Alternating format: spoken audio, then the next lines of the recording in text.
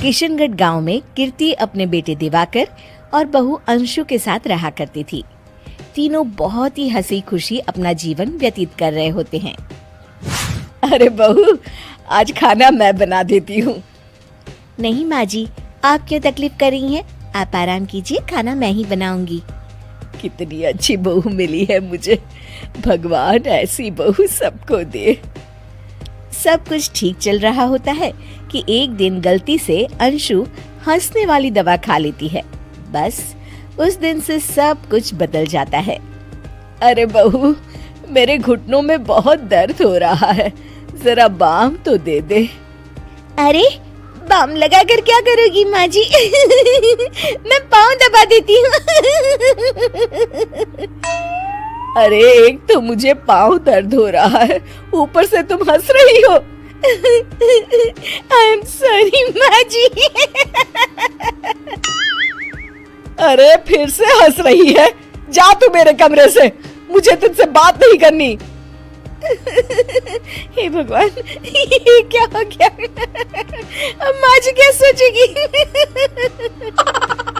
2 दिन बाद कीर्ति घर में किटी पार्टी रखती है। उसकी सभी सहेलियां घर आने वाली होती हैं। अरे बहू, मेरी कुछ सहेलियां आज दोपहर को घर आने वाली है, आज कुछ खाने में अच्छा सा बनाना। सहेलियां? क्यों? मेरी सहेलियां नहीं हो सकती क्या? तुम फिर से हंस रही हो? नहीं माँ जी, मैं हंस नहीं रही हूँ।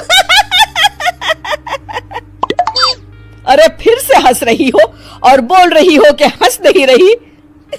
नहीं माँ जी, मैं तो तुम जाओ मेरे सामने से और किचन का काम कर लो, जाओ। दोपहर को कीर्ति की सभी हमारी बहू तो हाँ, खाना भी अच्छा बनाया है। हाँ, बहुत ही गुनी है। तो हमको नहीं मिलवाओगी क्या, या छुपा कर रखोगी अपनी हीरे जैसी बहू को? अरे नहीं नहीं, अभी बुलाती हूँ। अंशु, ओ अंशु, बहू रानी। अंशु बाहर आती है। जी माँ जी।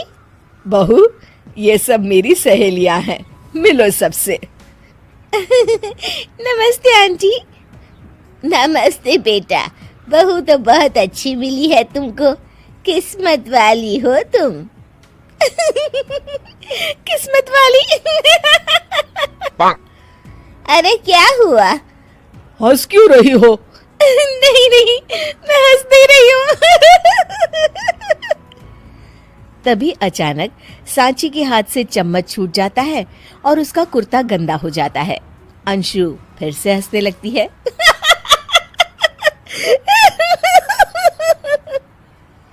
इधर सब सहेलियां गुस्सा होकर चली जाती हैं। कीर्ति भी नाराज होकर अपने कमरे में चली जाती है। हे भगवान, ये मैंने क्या कर डाला? इस तरह से तो माँ जी और उनकी सहेलियां नाराज हो गई। अगले दिन, बहू, ओ बहू, किधर हो? जी माँ जी। जल्दी से मेरे साथ चलो, पड़ोस वाले शर्मा जी की हार्ट अटैक से मौत हो गई है, उनके घर बैठक के लिए जाना है। अंशु तैयार होकर आ जाती है। थोड़ी देर में दोनों शर्मा जी के घर पहुंच जाती हैं। वहां पर सब रो रहे होते हैं। कीर्ति शर्मा जी की बीवी के पास बैठकर उन्हें सांत्वना देने लगती है। बड़े अच्छे इंसान थे मेरे पति। अच्छा।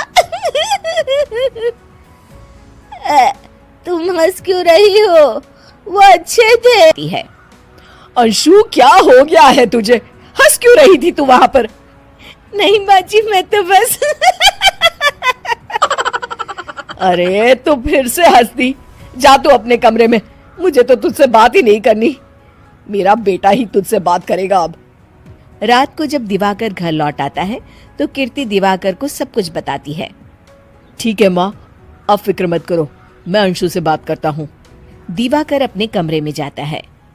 जी आ गए आप? कैसे हैं? मैं तो ठीक हूँ, बस सर में हल्का दर्द है। सर में दर्द? अरे इसमें हंसने की क्या बात है? नहीं, मैं हंस नहीं रही हूँ। मुझे तो फिक्र हो रही है आपकी। एक तो मेरे सर में दर्द है, ऊपर से तुम हंस रही हो। अरे कैसे समझाऊं मैं आपको। मैं हंस नहीं रही। अंशु, तुम इस घर से चली जाओ।